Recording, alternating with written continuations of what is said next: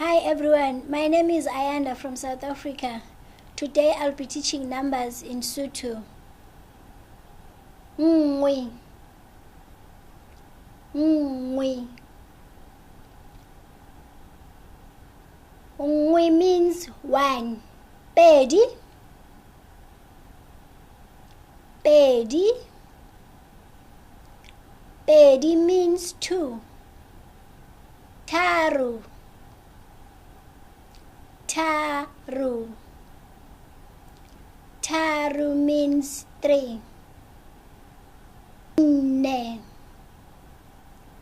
Ne.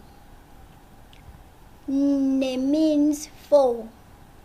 Hlanu. Hlanu. Hlanu means five. Tshelela. Tshelela. Tshelela means six. Supa.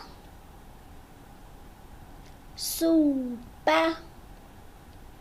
Supa means seven. Robedi. Robedi.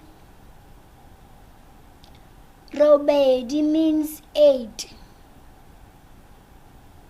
Robong.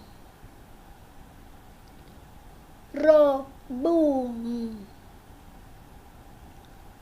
Robong means nine.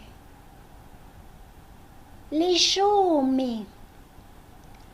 Lishumi.